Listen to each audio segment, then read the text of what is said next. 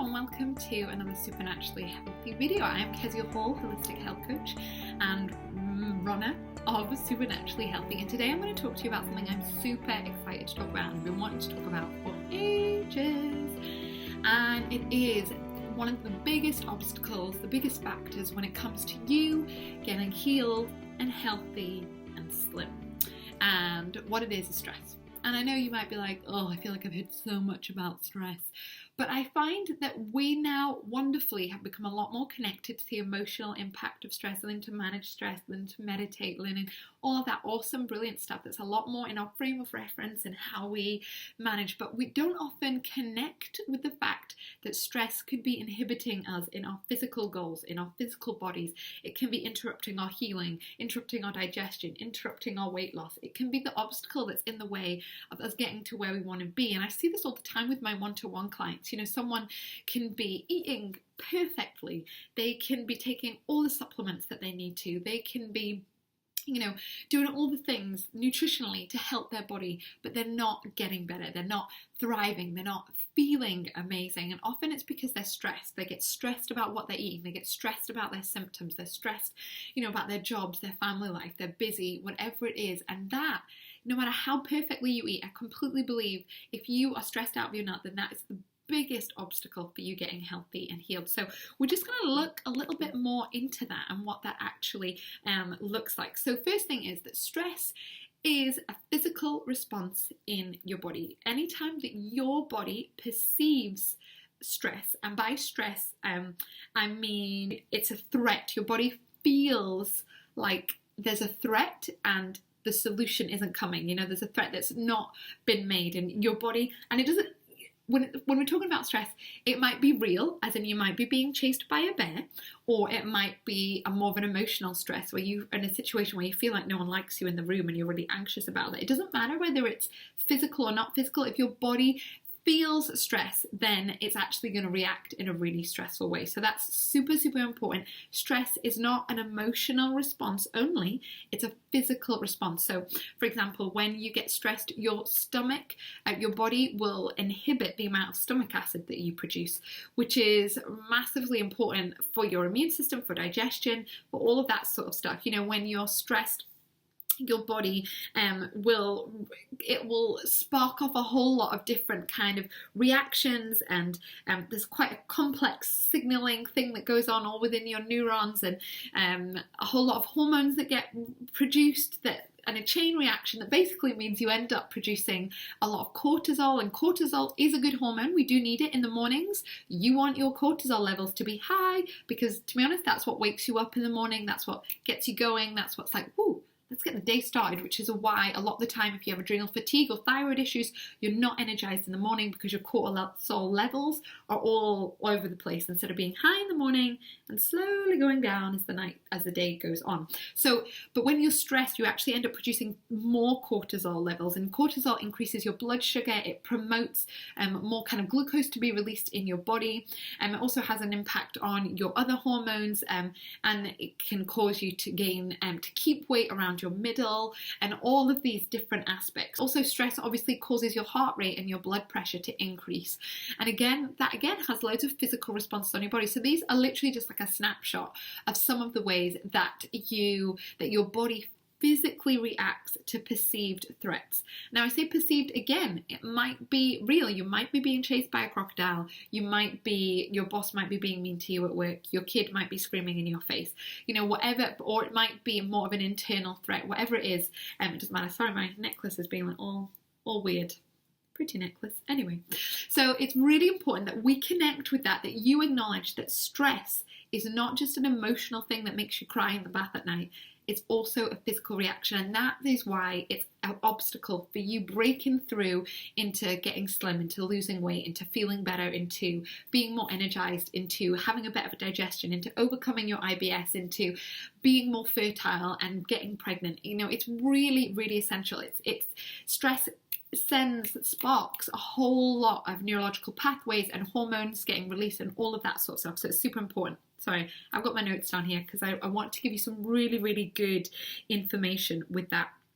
And so it's really important that we look at how do we address stress within our bodies and what can we do to manage it well so that we can get kind of to our goals. So I'm going to share with you a couple of things that will really kind of help with that. But I just want to share with you some quotes from a Dr. Esther Sternberg.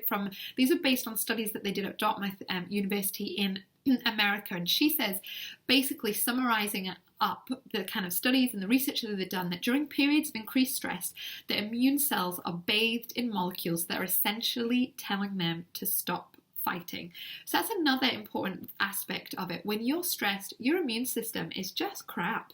Like the T cells is the kind of part of your whole immunological response just gets suppressed by a lot of these hormones that are getting released. And it's really, really important. Actually, if chances are if you're stressed all the time, then you probably get colds all the time and infections that make you feel more stressed and really hinder your health. So it's really, really important with that. And when it comes to cortisol, it says that long-term constant cortisol exposure associated with chronic stress produces further symptoms, including impaired cognition, decreased thyroid function, accumulation of abdominal fat, which itself has implications for cardiovascular health. And again, I'll link to this if you're on my blog below, kind of going into more depths if you want to know more of the information of the kind of neurological pathways and the hormones and all of that sort of stuff.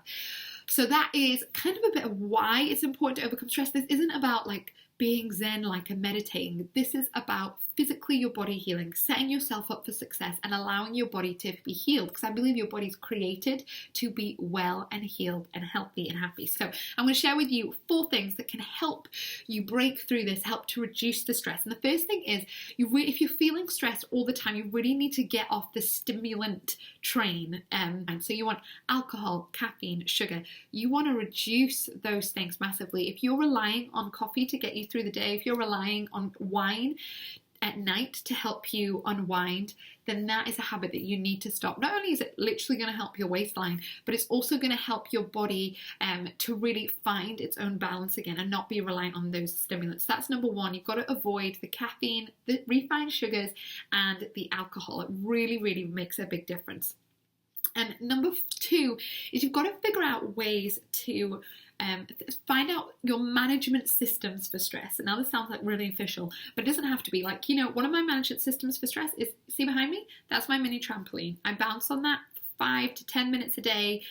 Put on some Taylor Swift or Beyonce. If I'm getting stressed out around business stuff, I'll just do a bounce, get it out of my system physically, shake it off literally, and that really helps. I live near a park. I'll sometimes go literally for a 5-minute walk just to get some perspective, to breathe properly. I meditate in the mornings for at least a couple of minutes, ideally 5 minutes, where I just focus on things that are good and true and just really allow my mind to be really focused on the bigger things in life, about love and peace and integrity and grace and ease and all of that sort of stuff. So that's tip number 2. What are your management systems? I also journal. That's really, really helpful for me. I do tend to do it every couple of days. I'll just journal stuff out. And again, I don't spend like hours and hours doing this. I'll literally spend 5 or 10 minutes, and it makes a really big difference for just really helping my body switch from this fight or flight mode into, it's okay, I'm okay, let's stay calm around this all. Tip number 3 is create for yourself some anchoring phrases. Now, these are things that I do every day. I speak out intentionally with my words every day, and it makes a really big difference. So for at the moment, one of my anchoring phrases is, I live and work with grace and ease. Now, those 2 words, grace and ease, are just words I meditate on. I want more grace in my life. I want to experience more grace, and I also want more ease. Now, that doesn't mean I lie in bed all day doing nothing, but just focusing on these key words, these key core desired feelings that I want to increase more of, and I focus on that more than I focus on the stress.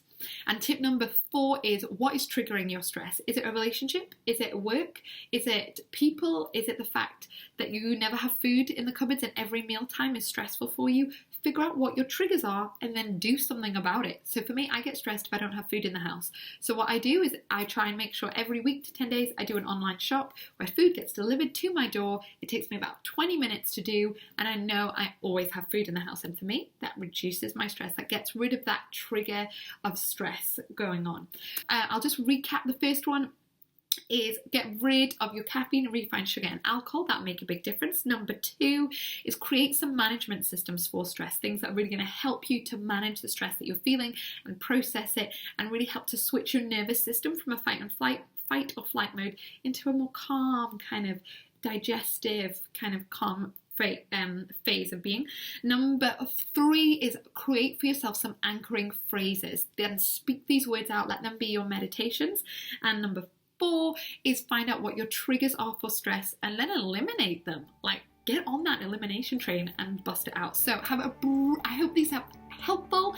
Have a brilliant day. Let me know any questions or comments that you have below. I'm really happy to answer them. But otherwise, have a fabulous day and get de-stressing. However that looks like for you, whatever that means, just get on that train. Have a brilliant day. Bye.